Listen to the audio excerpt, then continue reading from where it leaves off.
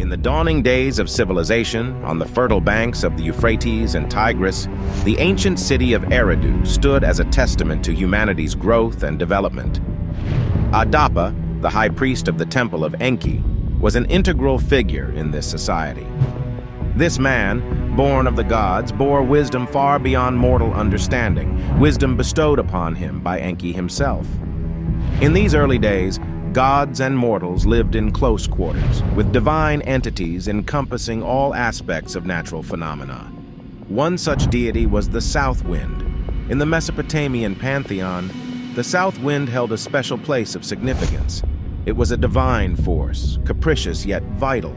It carried the fragrances of blooming flowers and brought the life-giving monsoon rains from the sea.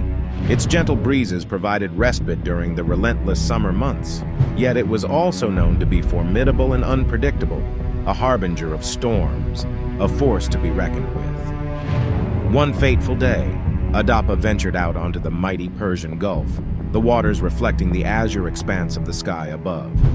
His boat, crafted by his own hands, danced on the swells as he cast his net into the teeming waters, hoping to catch fish for his temple's rituals.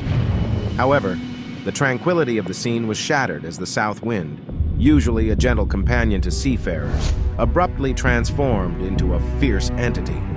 Without warning, the south wind howled and hurled itself upon Adapa's boat. The vessel, caught off guard, was tossed violently by the sudden onslaught. Adapa found himself thrown into the tempestuous sea, his boat capsized, his life hanging by a thread. This unprovoked aggression from a divine entity enraged Adapa. His heart pounded in his chest as he resurfaced, his divine lineage flaring up within him.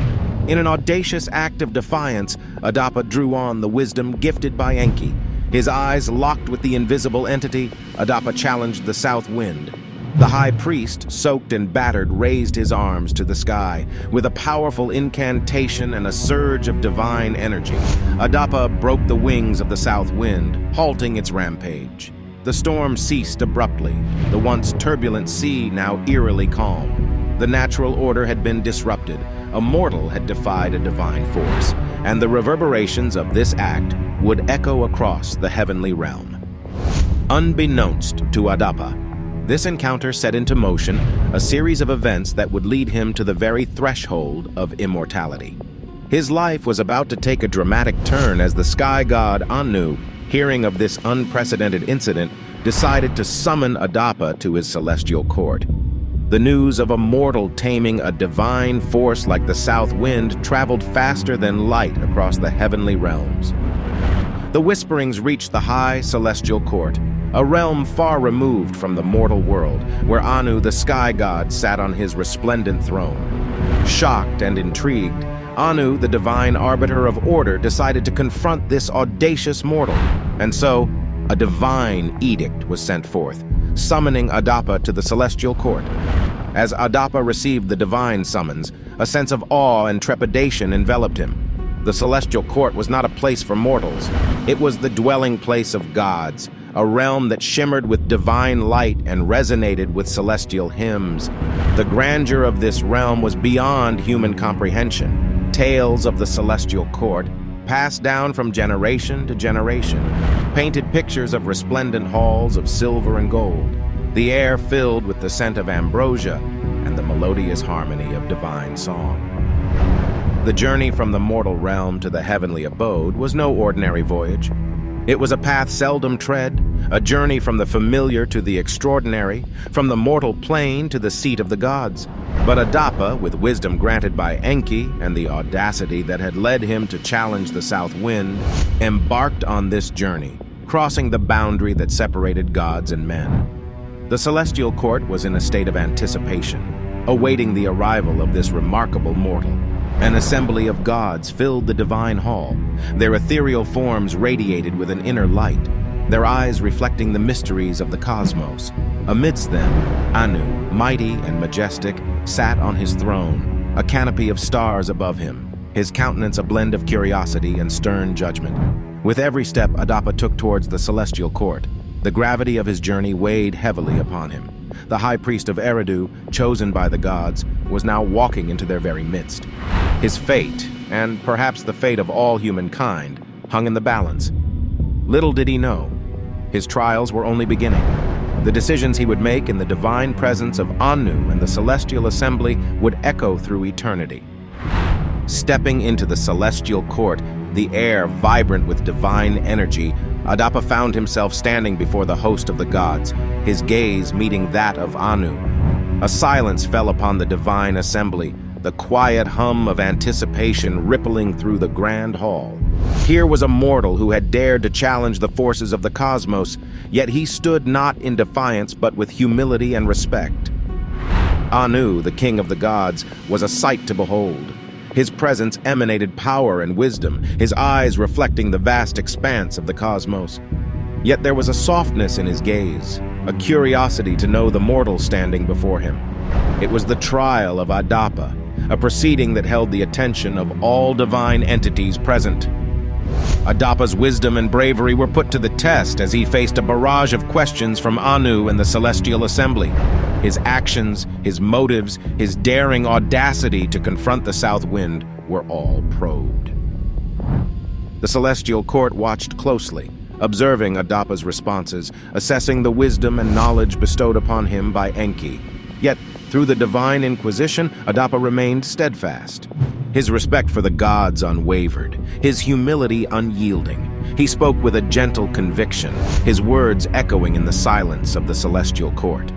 Each question met with an answer that reflected not just his wisdom, but also his deep understanding of his place in the cosmos. Adapa adhered strictly to Enki's guidance. He wore the mourning clothes as instructed, a symbolic gesture expressing his humility and respect. He refrained from speaking unless addressed, a mark of his deference to the celestial court. Above all, he remembered Enki's advice to reject any offer of food or drink, a test of his loyalty to his divine mentor. Through this trial, Adapa demonstrated not just his exceptional wisdom, but also his deep reverence for the divine order. His respectful demeanor, humility, and unwavering adherence to Enki's guidance left a profound impression on the celestial assembly.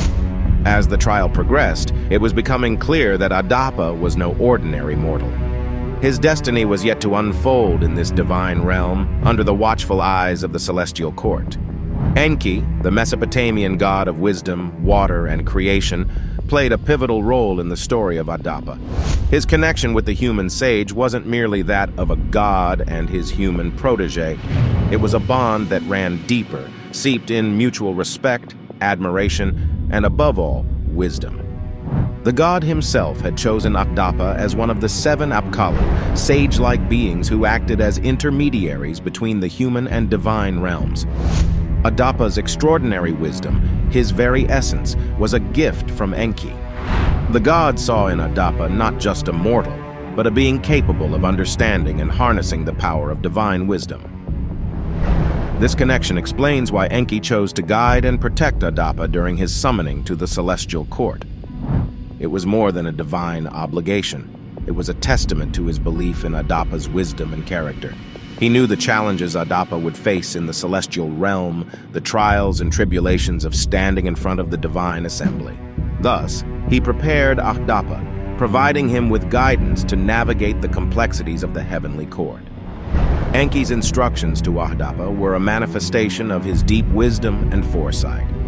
He advised Adapa to wear mourning clothes, a seemingly counterintuitive decision, yet it projected an image of humility and respect in the divine court. He warned Adapa to remain silent unless spoken to, a directive that showcased Adapa's deference and respect for the divine beings.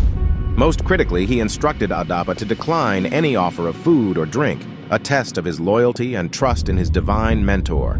Enki's motivations were not driven by a desire to elevate a mortal above the divine realm. Rather, they were rooted in his understanding of the natural order of things, of the delicate balance between divine knowledge and human understanding. He sought to protect Adapa, yes, but more importantly, he aimed to ensure that the human sage made the most of his divine encounter, learning, growing, and ultimately understanding the true essence of his wisdom.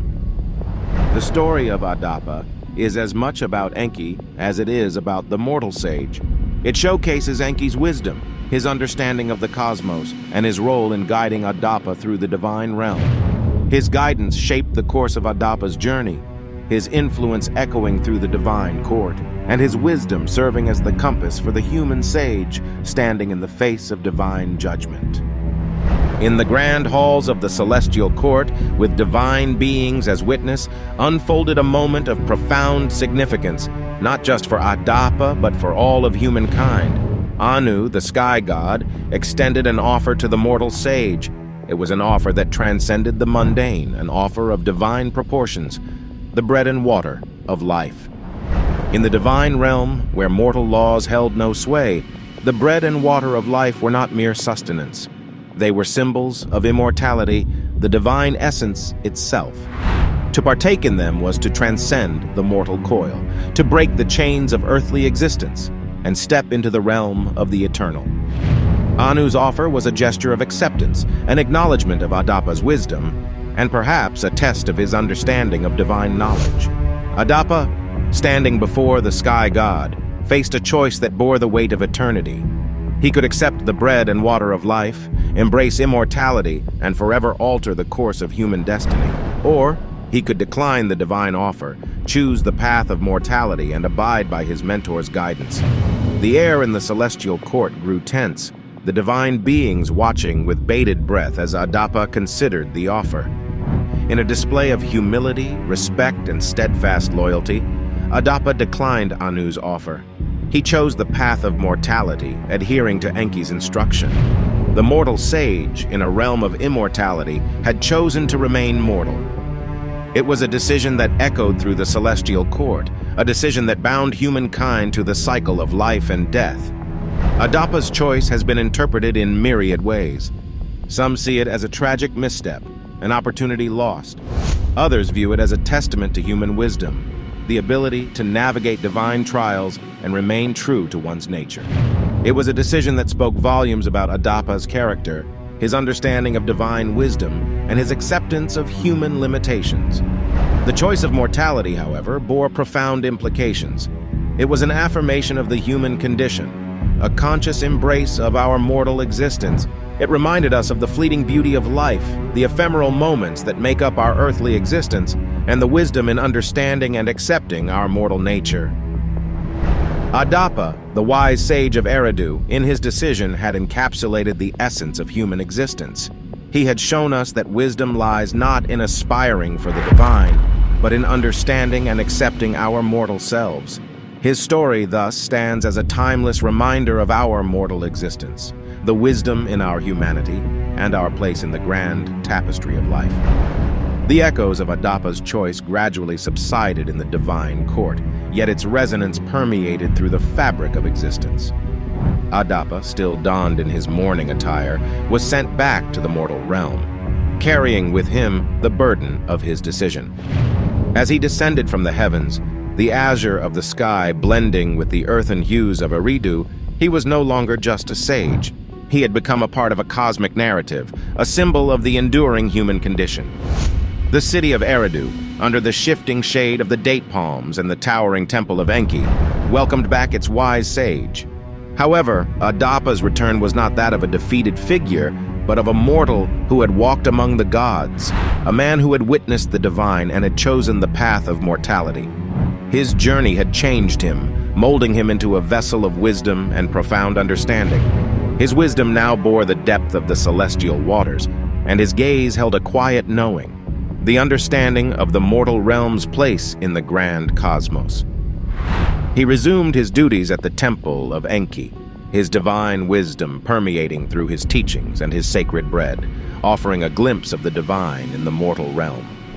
As time flowed like the waters of the Euphrates, the tale of Adapa and his celestial trial became a cornerstone of reflection and learning. His story served as a mirror, reflecting the intrinsic human nature, our mortality, our wisdom, and our place in the cosmic order. It challenged us to look beyond our mortal coil and to seek wisdom, not in the realm of the divine, but within the confines of our existence. Adapa's tale became a testament to the beauty of our mortality, the courage in our decisions, and the strength in our humility. It highlighted the wisdom in accepting our mortal selves, reminding us that our existence, though fleeting, is part of a grand cosmic narrative. Through his journey, Adapa revealed the divine's interplay with humans, marking not a divide but a symbiotic relationship where wisdom, understanding, and existence are shared and celebrated. Through his story, Adapa left an enduring legacy, an understanding that wisdom lies not in aspiring for the divine, but in recognizing and embracing our mortal selves. And thus, in the annals of time and the heart of Eridu, the tale of Adapa, the sage who chose mortality, continues to echo, serving as a timeless reminder of our place in the cosmos and the profound wisdom that lies within our mortal existence. The tale of Adapa, the sage of Eridu, rippled through the ancient world far beyond the banks of the Euphrates. His story had been inscribed on cuneiform tablets, enduring through millennia as a testament to his journey and the wisdom he embodied. It seeped into the very bedrock of Mesopotamian culture, shaping their religion, literature, and understanding of the cosmos. The story of Adapa left an indelible mark on Mesopotamian religion. His journey from the earthly realm to the divine court and his interaction with the gods, particularly Enki and Anu, offered profound insights into the nature of divinity and humanity's relationship with it. His humility, wisdom, and respect for the divine influenced religious practices and values, reinforcing the reverence for gods and the importance of wisdom in approaching the divine. In the realm of literature, Adapa's story was revered and retold, making its way into numerous epics and hymns. The powerful narrative of a mortal journeying to the divine realm, facing celestial trials, and choosing wisdom over immortality was an unprecedented tale that deeply influenced Mesopotamian literary tradition. Adapa emerged as a popular figure in various myths and legends, sometimes as a sage, a healer, and at times as a tragic figure, a mortal caught in the complex web of divine intrigue. The legacy of Adapa transcended the confines of Mesopotamia, influencing the narrative of other cultures as well. Parallels can be drawn with biblical tales, such as the story of Adam in the Garden of Eden. Both Adam and Adapa were mortals who had a unique relationship with the divine, were offered a form of eternal life, and whose decisions ultimately define the course of human destiny. As a symbol, Adapa embodied the quintessential human quest for wisdom, the complexities of divine-human relationships, and the inevitable boundaries of mortal existence. He represented the delicate balance between obedience and free will, between divine instruction and personal choice. His story reminded humanity of their mortality, yet it also highlighted their potential for wisdom and courage, emphasizing the divine spark within every mortal being. In the end, Adapa's enduring legacy lies in his extraordinary journey, one that remains as relevant today as it was millennia ago. His tale serves as a timeless reminder of our potential for wisdom, our complex relationship with the divine, and our ability to shape our own destiny, even within the constraints of our mortality. If you've enjoyed this dive into ancient history and mythology, don't forget to like this video and subscribe to our channel for more fascinating stories from the past. Remember, history is filled with tales of wisdom, courage, and extraordinary journeys. And every story, like that of Adapa, holds a piece of wisdom that transcends time. We'll be back soon with another intriguing narrative from the annals of history. Until then, keep exploring, keep questioning, and keep seeking the wisdom hidden in the stories of the past.